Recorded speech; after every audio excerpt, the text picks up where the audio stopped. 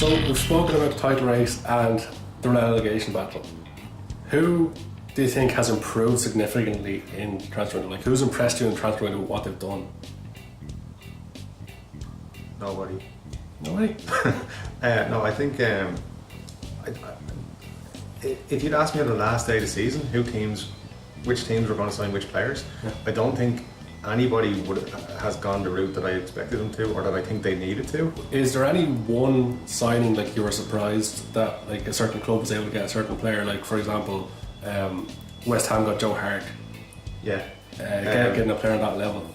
Actually, mention West Ham. They've impressed. They've surprised me. They've signed some good players. Yeah. Arnautovic is the one for me that I'm surprised at. Hernandez had a release clause. He's a great signing for West Ham. Yeah. But I think Hernandez, when he was at United, was always very underrated. I was always amazed with how much of a natural finisher he was. Yeah. I think he could be like playing week in, week out, like he did at Leverkusen. He can score a lot of goals. I think he's gonna. I'm comparing him with Arnautovic, the West Ham, and they also already have Lanzini and. Listen, Reed's not bad. The name is evading me. Antonio. Antonio, yeah. They have some good players. West Ham. They're settled in a little bit now in the London Stadium, and well, it's the third season for Bilic, so it should be better for him. They have impressed me in the transfer window. Zabaleta is a very smart signing because of his experience. Joe Hart's solid goalkeeper. Arnautovic, as you say, and then Hernandez. They've really strengthened their team. However, I'll always look at a team and how the manager's building this squad, and generally they'll try to build through the middle and then get the wide players after and all that. So they'll try to get some good centre backs in, good midfielders, good strikers, then focus on the wingers and then full backs. Like, you look at all the Premier League, all the top teams, and you can see a structure to their teams. You look at West Ham now and you go, okay, they've got Hart, they've got one good centre back in Reed. Font wasn't bad last season, I suppose. Zabaleta's now a good right back. Cresswell left back. But their problem area is in the middle of the park. Like, who do you play as centre midfielders? The players who are going to be the engine of your team at West Ham. Well, I wouldn't be surprised actually if they went for somebody like a Jack Wilshere. Yeah. And it could be a very good show. He'd be great sign for him if they can keep him fit. There's also rumours starting to go around that James McCarthy is going to be allowed to leave Everton. Yeah. I think that would be a smart signing for West Ham. Yeah. Well, I think that's the one missing piece of the jigsaw for their first team is a really good, hard-working centre midfielder, a Kante-esque player. They're not going to get someone on the level of Kante, but they could get someone, like you say, James McCarthy, maybe a Harry Arter, someone who's really hard-working in that midfield. Yeah, definitely. They have Mark Noble, but he's never been spectacular. He's always been good, but not great. Yeah. Oh, well, that's it. Like, you have to look at these things, but they have done well. They've done some good business, and I think they've probably had the best window so far. I think Man City have thrown a lot of money at their defence, and like they seem to do every season now, and I don't think it's going to pay off. I haven't been impressed with any of their signs, but Ederson, they're taking a big gamble on Ederson because he's so young and he's no Premier League experience, and they did that with Bravo last year. They replaced Hart with Bravo, and it didn't work. Yeah, so it seems to be a revolving door. Just like try a keeper for a season, then not be happy with him. I think you're right, Ariel. There hasn't been too many astounding deals in the Premier League. Like, obviously there's been big money for Lukaku. I was surprised when United signed Matic, which I spoke about already. Yeah. I think he's a very smart signing by Man United and a very big loss for Chelsea. And potentially Morata at Chelsea. It's great to see him come to the Premier League because he's a very good player. Morata's going to be hit or miss. He's not going to be down the middle. He's either going to be fantastic and hit the ground running and score 20 goals, 25 goals this season, or he's going to be in and out, struggle with the physicality of the league. The one thing is, I thought of before he joined Chelsea, he reminds me a little bit of Torres when he joined Liverpool at first. He's kind of in that stage of his career, and Morata's been at the club who've been who's won the last 3 Champions Leagues, or been in the last 3 Champions League finals. He's been at Real Madrid the last 2 years. He was at Juventus the year before and Real Madrid the year before.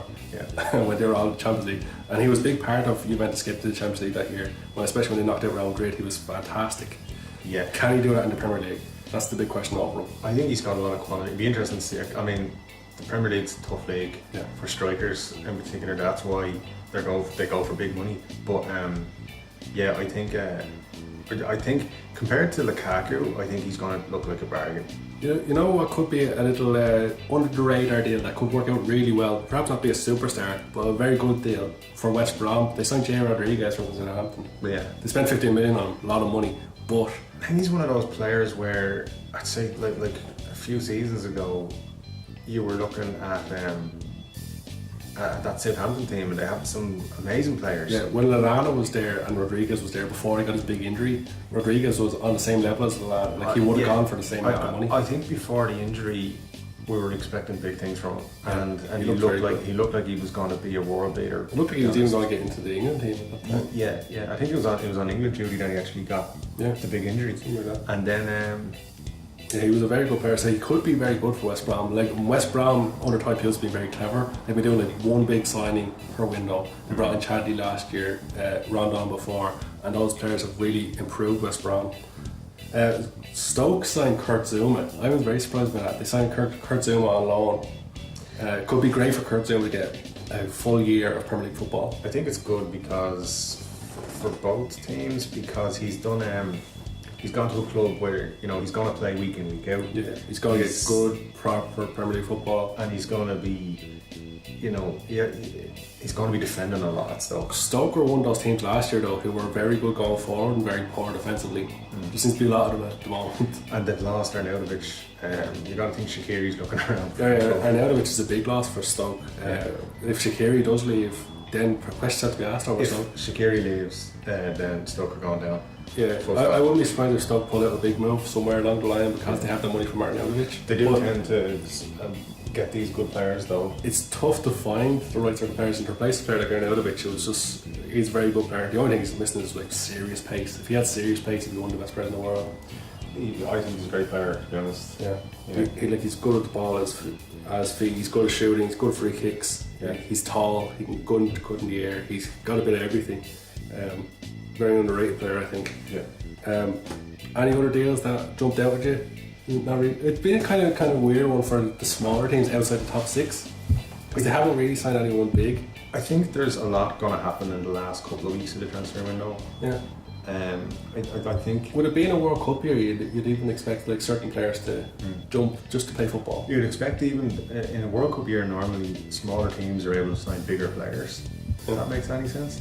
And I would expect in this being a World Cup year, World Cup season, that we're going to see. I still expect some big players to jump into the Premier League just before the end of the transfer window. Transfer deadline day this year is going to be very busy, I think. One deal out of the Premier League that I was very surprised by this season was John Terry going to Aston Villa. I knew he was leaving Chelsea, but I thought if he was going to play, he'd either go off to the MLS, maybe go to China for a bit of money, or like Lampard, join another Premier League team and play a season or two there. Jumped out at Aston Villa was very surprising for them. I think he could have gone to Premier League teams. I think there was a lot in for him. Yeah. I think the MLS probably made him an offer. Perhaps he just fancied an easier year in the Championship. Yeah, I mean, look, you could make jokes about he fancies someone's team, one of his teammates' wives or something, but John Terry's a class player on the pitch. Yeah, you have to respect what he's done on the pitch. On the pitch, he's a great player. Stepping down, it shows kind of the signs of the man because it's probably a better challenge football-wise to play in the Championship than it is to go to the MLS or to go to China, where he would have got more money in both of those situations. Definitely. Yeah, it's very interesting. If Villa come back up, well, there you go. Hope they don't. I always hated Villa. But the surprise one for me is Neymar. I actually never saw that coming. Even though they were talking about it. Did the Premier League show? I know, but it's going to impact the Premier League in some way. Whether Barcelona turn around and buy Coutinho or someone else, I think there's a couple of moves going to happen because of it.